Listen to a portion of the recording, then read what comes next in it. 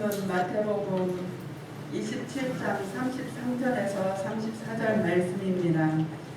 골고다 즉 쾌골의 곳이라는 곳에 이르러 쓸개탄 포도주를 예수께 주어 마시게 하려 하였더니 예수께서 맛보시고 마시고자 하지 아니하시더라. 아멘. 아멘. 할렐루야. 오늘 큰 글씨 제목만 다 같이 시작. 사랑하며 살기. 할렐루야. 사랑하며 살기. 우리 옆 사람하고 사랑합니다. 사랑합니다. 어느 권사님이 앵무새를 갖다가 말을 하게 하고 훈련시켜서 키웠답니다. 그래서 이 집에다 나무를 크게 세워놓고 거기에다가 이 앵무새를 세워놨는데 신기한 일이 벌어졌습니다. 훈련의 결과인지 왼발을 잡아당기면 사도신경을 외우고 오른발을 잡아당기면 주기도문을 외우는 겁니다. 어느 날 목사님이 신방을 왔습니다. 그러자 권사님이 자랑하고 싶어서 왼발을 잡아당겼더니 전능하사 이렇게 시작을 합니다. 또 오른발을 잡아당겼더니 또 주기도문을 하는 겁니다. 하늘에 계신 우리 아버지요. 신기했습니다. 그래서 호기심이 생겨서 목사님이 그러면 두 발을 한꺼번에 잡아당기면 어떻게 됩니까? 이렇게 물어봤더니 이 권사님이 한 번도 해본 적이 없어서 글쎄요. 그러니까 이 앵무새가 한마디 합니다. 뭘 모르냐? 그러면 떨어지지 뭐. 두 발을 잡아당기면 당연히 나무에서 떨어지는 거죠. 여러분 우리 신앙에도 두 가지가 중요합니다. 하나는 우리 각자의 신앙의 고백입니다. 믿음의 고백이 있어야 합니다. 그리고 또 하나는 그 고백대로 살아가는 삶의 실천이 있어야 하는 것입니다. 이 두 가지가 같이 있어야 됩니다. 내가 예수 믿습니다. 하나님을 믿습니다. 난 천국에 갑니다. 라고 말을 하지만 그러나 우리의 삶 가운데는 예수 믿지 않는 자의 삶으로 살아가면 되겠냐는 거죠. 두 가지는 함께 가는 것입니다.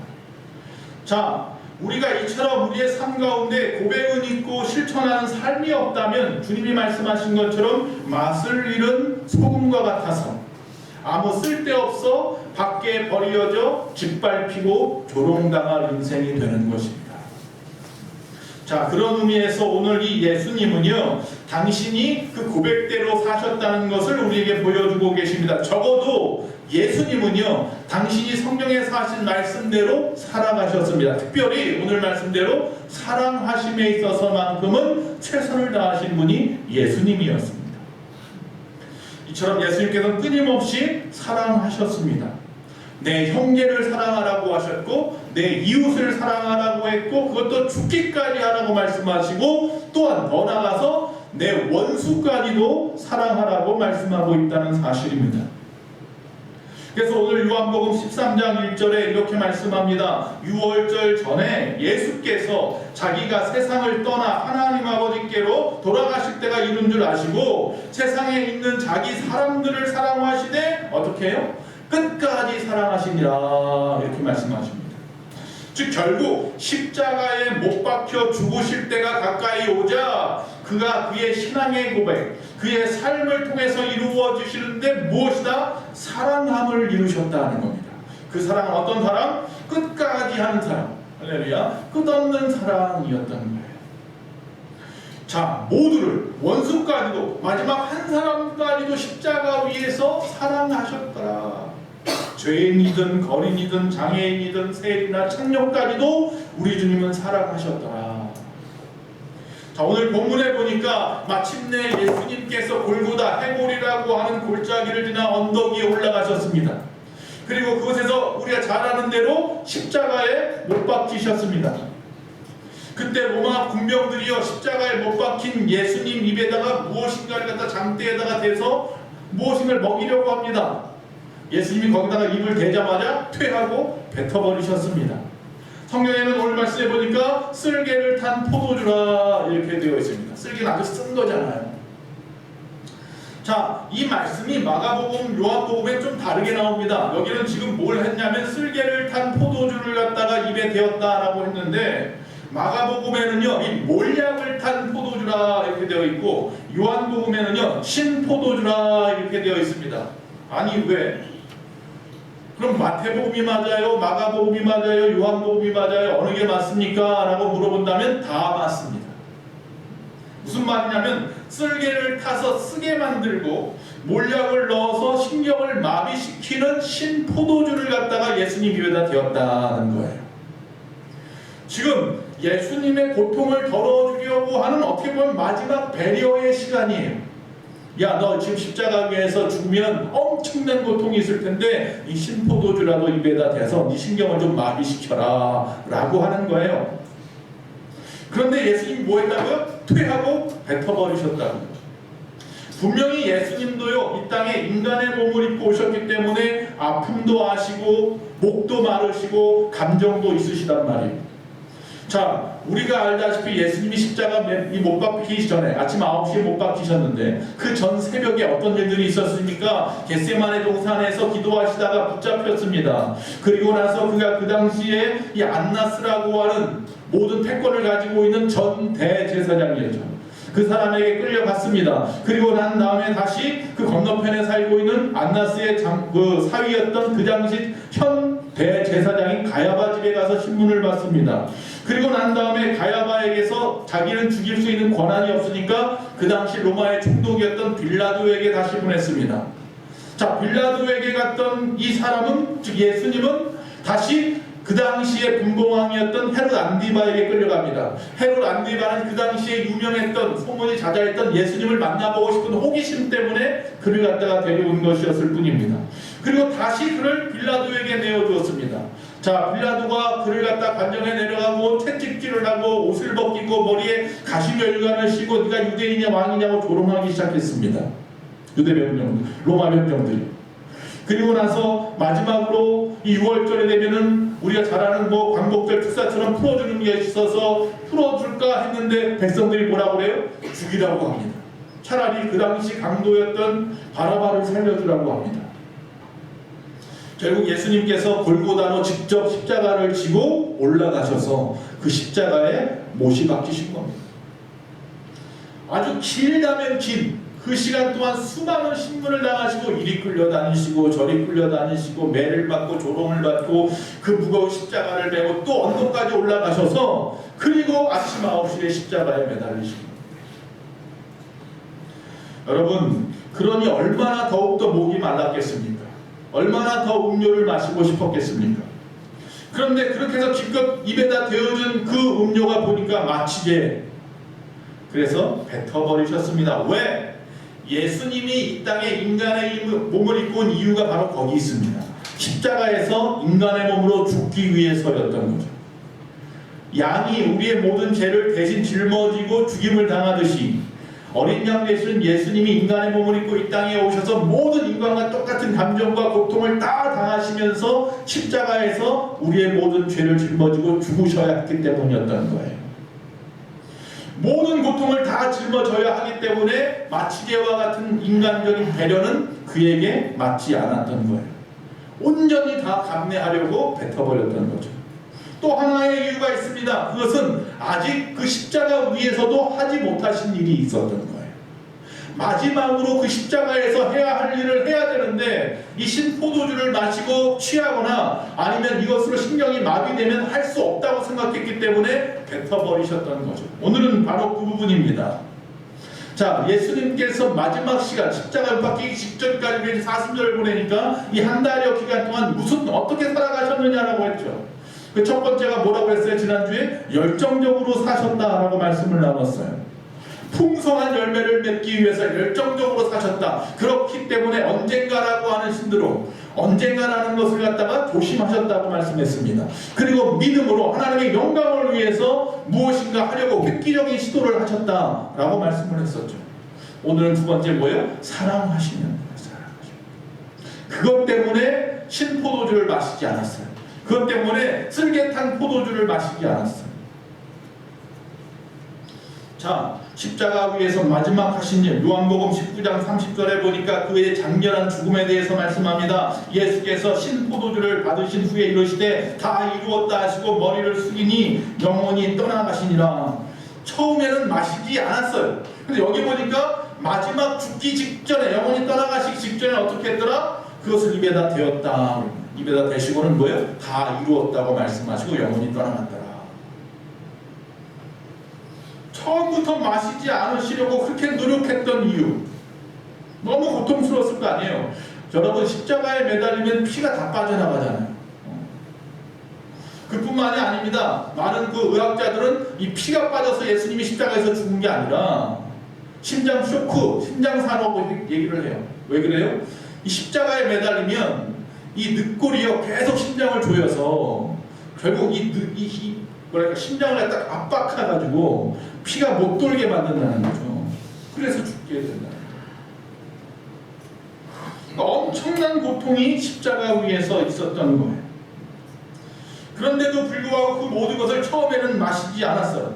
적어도 죽기 직전에는 마셨는지 몰라도 그 전까지 6시간 십자가에 매달려 계시는 동안 마시지 않았어요. 죽기 전에 뭐라고요? 해야 할 일이 있었으니까. 타는 목마름과 고통 속에서도 쓸개탄 포도주를 마시는 일보다 먼저 해야 할 일이 있었으니까. 첫 번째 뭘 하셨느냐, 3가지를 볼 텐데, 그 포도주를 마시면 좀 나을 텐데 마시지 않았던 이유 첫 번째는 바로 후회 없이 용서하시기 위해서였다는 거예요. 십자가에서 하신 일 첫 번째, 용서였습니다. 누가복음 23장 34절에 보니까 이에 예수께서 이르시되 아버지 저들을 사하여 주옵소서 자기들이 하는 것을 알지 못하나이다 하시더라. 십자가에서 당신이 죽어가는데도 불구하고 자신을 향하여 바라보고 있는 세상 사람들을 향하여 이야기합니다. 저들을 용서해 달라고요. 저들이 하는 일이 무엇인지 스스로 모른단 말이에요. 예수님이 죽기 전에 용서하셨습니다. 3년 반 동안 유대에서 병자를 고치시고 말씀을 전하시고 죽은 자를 살리실 때 수많은 군중이 쫓아다녔는데 기적을 보려고 그들이 한순간에 변하여서 오히려 십자가에 못 박으라고 그에게 돌을 던지고 침을 뱉었던 그 사람들을 향하여서 저들을 용서해달라고 하나님 앞에 기도하고 있단 말입니다. 그거 하시려고, 그 마지막 기도하시려고 십자가 위에서 포도주를 거절하셨습니다. 사실 우리는 용서할 수 없는 사람들입니다. 우리가 스스로 잘 압니다. 나 같은 죄인 어떻게 하나님이 용서하실까? 이렇게 나와서 주일날 거룩하게 또 하나님 앞에 정말 정숙한 모습으로 예배에 집중하는 우리인 것 같지만 우리는 우리 자신을 너무나도 잘 알아서 우리의 삶 속에 나타난 더럽고 추한 것들이 너무나 많은 걸 알기 때문에 용서받을 수 있을까? 그런 우리 인생 아닙니까? 예수님도 그래서 그 영혼들을 갖다가 자신이 용서한다고 하지 아니하고 누구에게 맡깁니까? 하나님께 맡깁니다. 저들을 용서해 주십시오. 하나님은 어떤 하나님? 공의의 하나님이거든요. 용서하실 능력이 누가 있어요? 하나님만 있어요. 왜? 하나님이 창조하신 피조물들이거든요.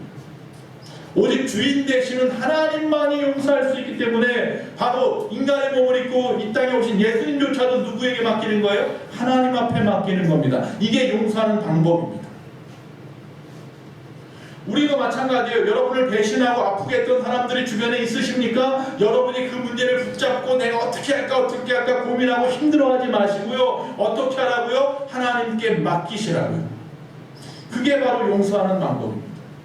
그래서 그 용서는요, 하나님 앞에 맡기는 순간 내 문제가 아니기 때문에 결국 이 하나님 앞에 맡기는 행위는요, 나 자신을 위한 방법이에요. 내가 그거 끌어안고 끙끙거리고 힘들어하고 애쓰지 말라는 거예요. 하나님께 그냥 맡겨버리세요. 아복의 문제, 그 사람과 나와의 관계, 그 사람 나를 힘들게 하고 날 어렵게 하고 그가 나에게 죄를 짓고 거짓말하고 사기쳤던 모든 것들을 가지고 내가 어떻게 할까 하지 마시고 하나님 앞에 뭐예요? 그 문제를 낱낱이 다 고해서 알려버리세요. 맡겨버리세요. 예수님이 그 방법을 우리에게 가르쳐주잖아요. 한번 예수님의 그 당시의 상황을 갖다 좀 들어가 보려고 합니다. 예수님도 감정이 있으시단 말이에요. 그래서 의문을 막 일으키시잖아요. 화도 내십니다. 그래서 성전을 뒤엎어버리기도 하십니다. 탄식도 하십니다. 가룟 유다야, 차라리 네가 이 땅에 태어나지 않았으면 좋았을 것을. 저는 오늘 이런 생각을 해봅니다. 이 예수님의 용서는 아버지께 당신이 가시기 전에 저 이 땅에는 많은 저 무지한, 자신이 죄인인지조차도 알지 못하는 저 무지한, 그래서 예수님은 십자가에 못 박으라고 외치는 저 무지한 자들의 죄의 문제를 해결해주고 싶은 마음 때문에 용서하시는 것이고 사랑의 마음이죠. 그리고 그들로부터 받은 그 배신감, 그 상처, 이것으로부터 스스로 자유로워지기 위해서 용서하고 계시는 거예요. 여러분 용서는요 상대방을 용서해 주니까 상대방에게 유익이 아니라 사실은 나에게 유익이에요. 그 문제로부터 내가 자유로워질 수 있기 때문입니다. 자, 예수님이 이렇게 말씀합니다. 마태복음 6장 15절입니다. 너희가 사람의 잘못을 용서하지 아니하면 너희 아버지께서도 너희 잘못을 용서하지 아니하시리라. 할렐루야. 여러분 주변을 보세요. 1만 달란트 빚진 자의 모습이 나 아닙니까? 남의 눈에 있는 그런 거 뭐 내 눈에 있는 그 들보 그것도 바라보지 못하는 인생 아닙니까? 만약에 우리에게 마지막 한 달, 아니 오늘 이 시간 이 예배뿐이라고 한다면 성경에 보니까 해가 지기 전까지 분을 붓지 말라고 했고 예배하러 왔다가 형제와 싸웠던 일이 기억나면 가서 해결하고 다시 돌아와서 예배하라고 했는데 지금 당장 누군가를 용서해야 됩니다. 이 예배를 드리면서 이 말씀을 듣다가 누군가 용서하지 못했던 사람이 생각나시거든 지금 이 순간 먼저 하나님 앞에 아버지 그의 문제, 그의 모든 것들, 그와의 관계 하나님 앞에 맡깁니다. 그런 마음으로 이 시간 앉아 계시기 바랍니다. 그러지 않으면 하나님 앞에 여러분 마지막 때 떳떳이 설 수 없습니다. 그들이 잘못한 일, 내게 준 고통 그것을 갖다가 무조건 잊어버리겠습니다 한다고 잊어지니까 절대로 안 잊어집니다. 오히려 더 많이 생각날 겁니다. 여기서 용서는 어떻게 하는 거라고요? 맡깁니다. 하나님 앞에 이 시간 맡겨보십시오.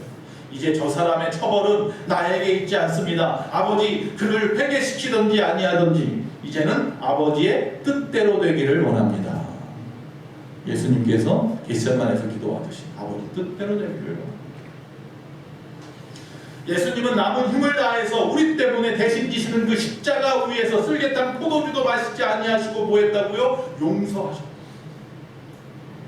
그런데 많은 사람들이 우리 같은 사람들이 이런 용서할 수 있는 기회조차 놓쳐버리고 용서하지 못하고 마음에 응어리진 상태로 죽음에 이르는 사람들이 많다는 거예요.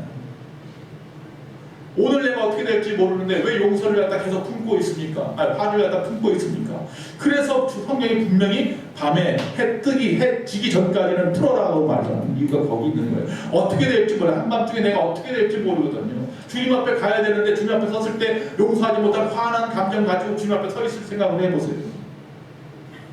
내가 너를 사랑했는데 내가 너를 용서했는데 십자가에서 모든 것 다 모든 고난 다 당하면서 너를 위해서 십자가를 줬는데 너는 아직도 용서하지 못한 인생이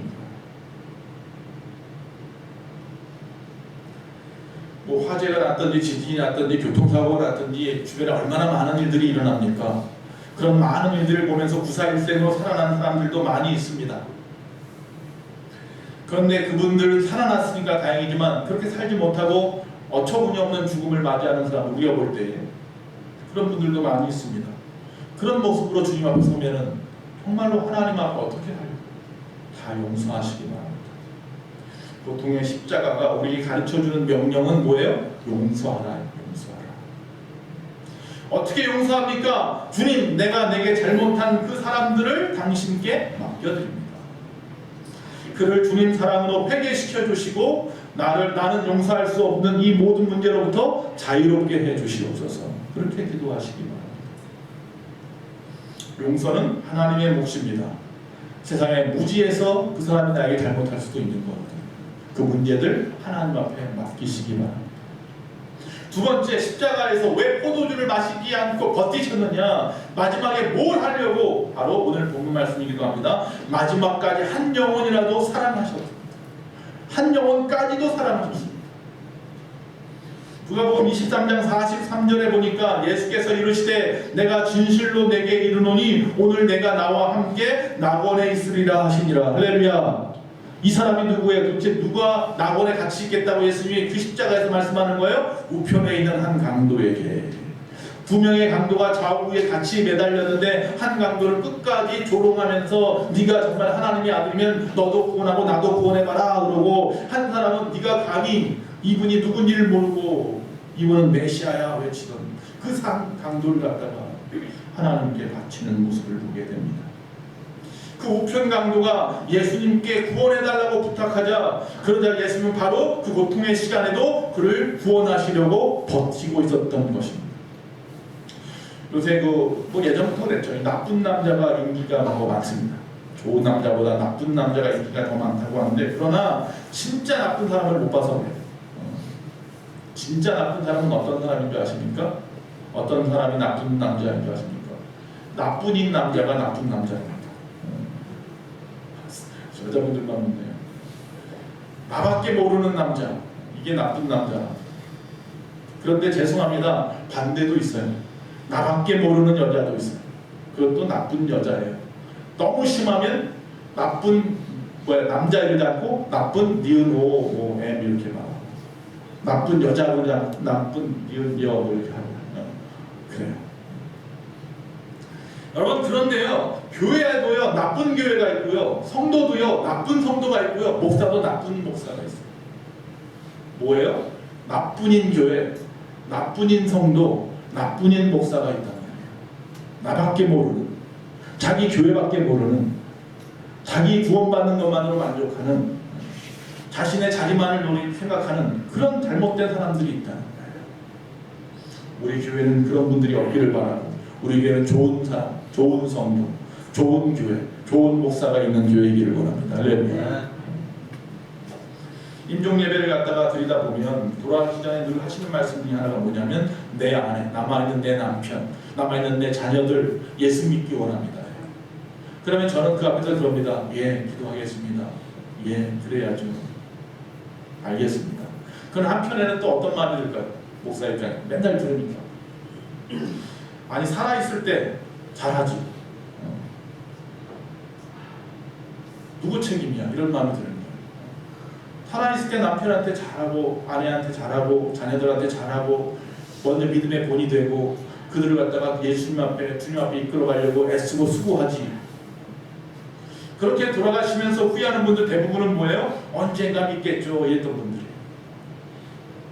안 믿는 남편을 위해서, 자녀를 위해서 기도하세요 이렇게 하면 언젠가 믿겠죠, 언젠가 나올 날이 오겠죠, 이런 분들이에요.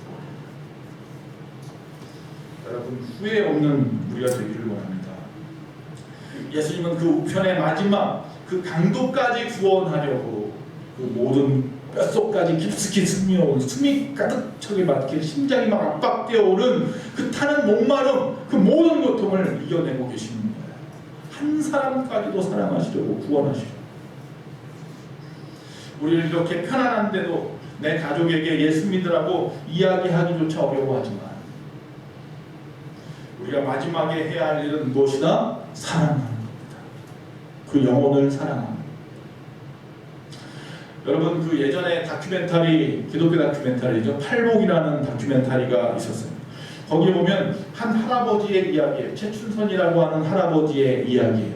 이분은 그 지하철에서 예수 믿으세요를 외치면서 맨발로 다니면서 온몸에다가 예수 믿으라는 성경 구절을 갖다 붙이고 그렇게 복음을 전했던 분들이에요. 많은 사람들이 손가락질도 하고 낄낄거리기도 해도 끝까지 거기서 외치던 사람이 바로 이 할아버지예요. 그래서 어떤 그 TV PD가 그분에 대한 소문을 듣고 그를 갖다 추적하면서 만든 게 다큐멘터리 영화 팔복이에요. 왜 이분이 이러고 있을까? 근데 그는 정말로 많은 사람들에게 그 다큐멘터리를 보면서 큰 영혼을 주고 눈시울을 뜨겁게 했습니다. 내 자신을 돌아보면서 내가 얼마나 부족한 인생인지 회개하게 만들었던 영화가 이 팔복이라는 영화예요. 거기 보면 바로 이분은 제가 볼 때는 이 대한민국이라고 하는 광야의 세례 요한과 같은 분이었던 것 같아요. 이분은요, 가난해서 이러고 다니는 게 아니에요. 맨발. 이분은 일본 와세다 대학을 석사까지 하신 분이에요. 5개 국어를 하시는 분이에요. 일제강점기 때는요, 김구 선생님 옆에서 독립운동을 도왔던 분이에요. 오른팔과 같은 분이었어요. 60년대에는요, 자동차가, 그 당시에 자동차가 어딘데, 자동차를 5대나 소유했던 큰 부자였어요. 한번 입었던 옷은 다시 안 입을 정도로 부자였어요. 이분의 땅은요, 김포공항, 지금 김포공항 그 앞에 있는 그 입구 앞에서부터 시작해서 인천 북도까지 수백만 평이에요. 그게 전부 다 이분 땅이었어요. 이런 분이었는데 이분이 일본에서 유학하는 동안에 예수님을 믿게 되고 완전히 변화돼서 돌아왔어요. 그래서 큰 부자였음에도 불구하고 그 모든 땅을 전부 다 나눠줬어요. 가난한 자들. 그리고 수백 명의 고아들을 갖다 전쟁 고아들을 데리고 30번이나 이사 다니면서 그들을 키웠어요. 젊은 나이. 그뿐만이 아닙니다. 이분은 독립유공자란 말이에요. 그렇기 때문에 그러니까 사인 하나만 하면 평생 먹을 것이 나와요. 훈장도 받고. 그런데 그런 이야기합니다. 아직 남북이 통일되지 않아서 아직 독립이 안 하는데 무슨 독립이냐고. 나는 아직 독립을 이루지 못했다. 그래서 통일이 오는 날까지 나는 맨발로 걸을 거야. 아직 남북한 사이에 쥐레밭이 가득한데 나는 맨발로 걸어 다닐 거야. 그래서 맨발로 다니면서 복음을 전해 지하철에서 예수 믿으시고 발에 동상이 걸리는데도 난 안 걸린다고 하면서 그렇게 복음을 전해. 이분이 2001년도 지하철에서 복음을 전하시다가 한쪽 자리에 웅크리고 앉아서 조용하게 숨을 거두셨어요. 마지막으로 그 다큐멘터리 찍는 그 PD와 손으로 인사를 하고 자리에 앉아서 그에게 신문지에서 충성이라고 하는 글자를 갖다 찢어가지고 주면서 주님을 믿는 것, 충성에 대한 이야기를 하고 손을 흔들고 떠났는데 그리고 나서 그는 죽은 모습으로 됐어요. 나중에 이 사건을 알고 이분을 갖다가 대전 국립묘지에 그곳에 가면 제2 애국지사 묘역이 있어요. 거기에 마지막 그의 유해를 안장을 했어요. 여러분 오늘 하십시오. 나쁜 남자, 나쁜 여자 되지 마시고 오늘 하셔야 됩니다. 이분은 복음을 받아들인 그 순간부터 하셨습니다. 많은 사람들이 들러붙어서 사기를 쳐요. 땅을 빼앗아가고 막 등기를 해가요. 왜 이분은 자기 이름으로 등기를 하나도 안 했다거든 이 땅을. 막 빼앗아가는데도 웃어요. 그래도 내 영혼은 빼앗아가지 않았잖아. 지금 내 가족이나 내가 아는 누구라도 정말 이 시간 나와서 은혜 받고 예배 드릴 수 있다. 그런 마음으로 예배하시고 그 뜨거운 마음이 있으시다면 이제라도 불러내시기 바랍니다. 우리 교회는 좋은 교회가 되어야 합니다. 자, 세 번째, 십자가 위에서 그 쓸개탄 포도주도 마시지 아니하고 하시려고 했던 것, 첫째는 용서였고 두 번째는 우편 강도까지라도 구원하시려는 사랑이었다면 세 번째는 인간의 도리를 위해서였습니다. 마지막 인간의 도리를 하셔야 됐거든요. 주님이 돌아가시지 않아 하신 마지막 일, 바로 육신의 어머니였던 마리아를 자기의 제자, 다 도망가 버리고 한 명 남았던 십자가 밑에 있었던 그 요한에게 부탁하는 일이었습니다. 요한복음 19장 26절 27절에 예수께서 자기의 어머니와 사랑하시는 제자가 곁에 서 있는 것을 보시고 자기 어머니께 말씀하시되 여자여 보소서 아들입니다 하시고 또 그 제자에게 이르시되 보라 내 어머니라 하신데 그때부터 그 제자가 자기 집에 모시니라. 할렐루야. 제가 이 부분은 여러 번 설교했잖아요. 말씀을 전했습니다. 하나님 왜 이 사도 요한을 끝까지 살려주셨을까?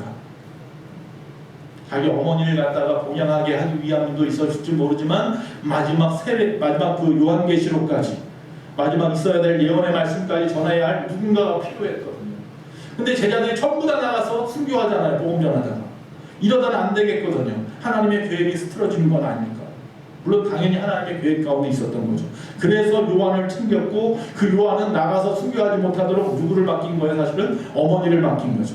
그래서 어머니가 돌아가실 때까지 요한은 어디 가서 딴 그 제자들처럼 복음을 전하느라가 목숨을 잃는 일은 없었던 거예요. 끝까지 에베소로 옮겨와서도 끝까지 예수님의 육신의 어머니 마리아를 봉양했고 그가 죽은 다음까지 그리고 나서 그 다음에서야 복음을 들고 나아갔던 거죠. 자, 그래서 28절에 보니까 그 후에 예수께서 모든 일이 이미 이루어질 줄 아시고 성경에 응하게 하려 하사 이르시되 내가 목마르다 하시니 30절에 예수께서 신포도주를 받으신 후에 이르시되 다 이루었다 하시고 머리를 숙이니 영혼이 떠나가십니다. 마지막 인간의 도리 자신의 육신의 어머니를 요한에게 맡겨놓고 난 다음에야 비로소 입을 갖다가 축치고 그리고 나서 다 이루었다고 말씀하셨어요. 마지막 이 땅에서 해야 될 다 용서도 다 하셨고 모든 영혼도 구원하셨고 사랑하셨고 인간의 도리까지 다 하시고 이제 나는 다 이루었다 말씀하신 거예요. 그리고 숨을 거두신 거예요. 그게 십자가. 여러분 마지막 죽음 앞에 있다면 뭘 할 수 있, 다 이뤘다고 말할 수 있는 사람이 얼마나 될까요? 먼저 떠나는 아들의 입장에서 인간은 이 도리까지도 다 하는 것을 우리에게 보여주셨던 예수님처럼 여러분은 여러분 주변을 돌아보시고 인간의 도리를 다 하시기 바랍니다. 지금부터라도 남은 인생 동안 부모님과 아내와 남편과 아이들에게 주변 분들에게 할 도리를 다 하셔야 합니다. 저를 포함해서 모든 부모님들은 자녀들에게 할 도리를 다 하시기 바랍니다. 돈 버느라고 바쁘다고 나몰라라 하다가 어긋나 버리면 그리고 나서야 그때야 후회하는 일이 없기를 바랍니다. 어느 목사님이 그러십니다. 예전에 그 고 김수환 추기경께서 돌아가셨을 때에 많은 사람들이 그렇게 얘기합니다. 대서특필을 하면서 김수환 추기경은 육정을 이기고 살아가셨기에 위대한 사람이다 라고 말합니다. 그러자 그 목사님이 이야기합니다. 자신이 더 위대하다. 평생 한 여자만 바라보고 살았고 그 많은 잔소리를 다 이기고 살았기 때문에 혼자 산 김수환 추기경보다 내가 더 위대한 사람이야. 아내도 남편에게 바가지만 듣지 마시고 나중에 불밖에 의지할 때가 오고 그때 생각하시고 잘하시기 바랍니다. 남편들도 젊어서 밖으로만 돌아다니지 마시고 나이 들어서 그제서야 나 좀 봐달라고 하지 마시고 인간의 도리를 다 하시기 바랍니다. 지나간 거는 이제 지나갔습니다. 이전 것은 다 지나갔습니다. 그건 다 하나님 앞에 맡겨버리시고 지금부터라도 다 하시면 됩니다. 저부터 가족에게 미안합니다. 사랑합니다. 미루지 맙시다. 이제 비로소 예수님은 십자가 위에 6시간의 긴 고통의 시간을 보내시고 다 이루었다고 말씀하신 것처럼 우리도 주님 만날 날이 오기 전에 후회하지 않는 용서하시고 후회 없는 사랑하시고 후회 없는 인간의 도리를 다 하시기를 간절히 바랍니다. 어느 날 하늘에서 260명을 태운 일본 여객기가 그만 호숫가에 떨어지고 구조대원이 도착했지만 이미 다 죽은 다음이었습니다. 그래서 그 죽은 사람들의 유품을 갖다가 정리하다가 보석함이 하나 나왔어요.